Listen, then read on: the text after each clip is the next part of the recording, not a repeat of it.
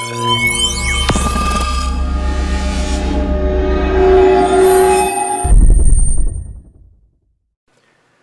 I want to give my bit on Apple versus HTC. There's lots of articles, lots of videos, lots of opinion out there.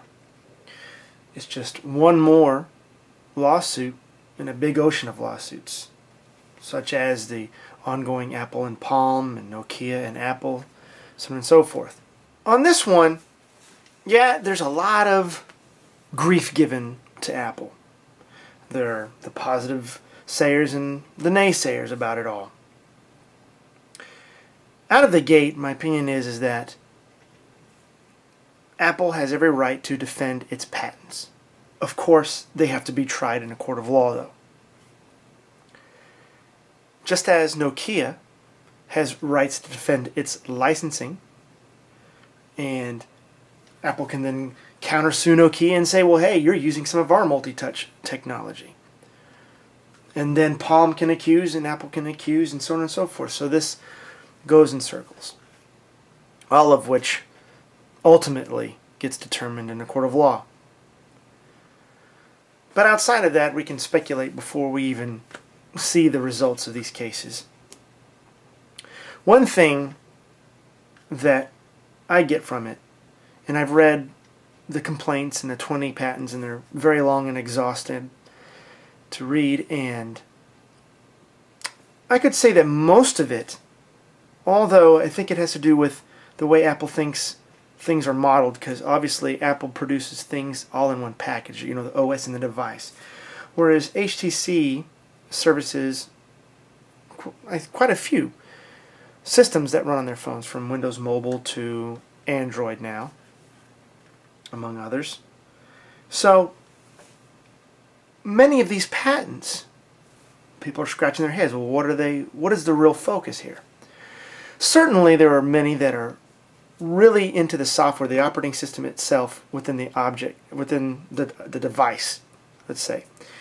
Then there are others that deal with just multi-touch and not even the underpinnings of an operating system that may have nothing to do with multi-touch at all. Patents that were written a long time ago. Not to say that multi-touch wasn't there. Obviously a lot of people give credit to Apple for creating multi-touch. I would say that Apple's done a great job in bringing a great enhanced flavor of multi-touch to the market. Apple's very effective at making things cool. But I certainly don't want to take away from the many that have brought us such technologies as touch, using touch screens and things. Like many companies, IBM, Bell Labs, 3M to name just a few. But nonetheless, there are a diverse range of patents within this suit. One of which many are talking about, which is the whole unlock screen type thing. After carefully reading it, the touchscreen could mean any gesture, because the patent defines it as from any point that an image is drawn or moved, I should say, from one point to another, or a predetermined path, as the patent dictates. So even the Android type security dragging, which you can do like that, or let's see here, which unlocks your phone, have double authentication, which is that's the whole Android deal. They also have various movements where I've seen that moves across like this, I've seen moving up, I've seen moving down, I've seen one moving the side like this, all of which can infringe on this patent because it is a predetermined path. Many are going to say, well, man, how is this? So unlocking a phone, you can't use any real gesture. Well, we'll see what the court of law says. There are then, on the complete opposite side of that, patents covering how data is then taken, or you could say parsed, like phone numbers and addresses, and then what is done with those objects. So it's a very large range. And in my opinion, I'm not quite sure that HTC fits in that. It would certainly be the system on the actual device itself, which many say, hey, Android's a target. I can agree. But let's not think of it as an offensive move, although you could definitely have a valid point in saying that. Rather than, Apple's put a lot of research and time into it, just as everybody else has.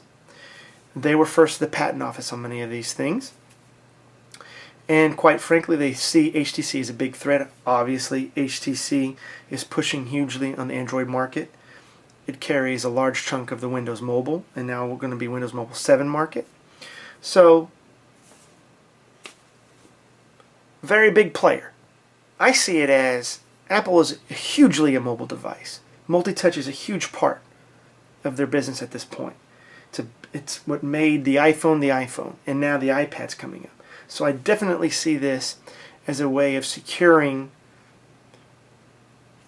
in a way, whether they win or lose, but it is an attempt to secure many of their future products that are in the roadmap and to come.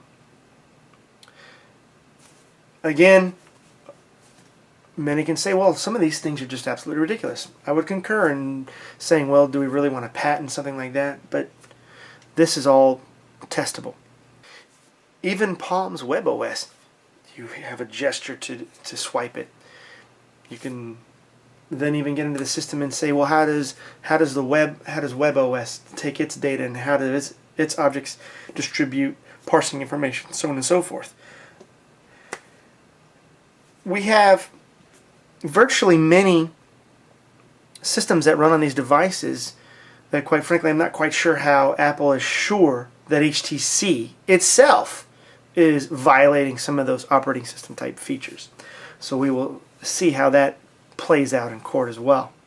Apple's usually in a position where they start out as number one, they set a lot of standards, but then it's the closed mentality that, in essence, and at least historically, has brought Apple to its knees, such as being number one in personal computers, virtually going out of business.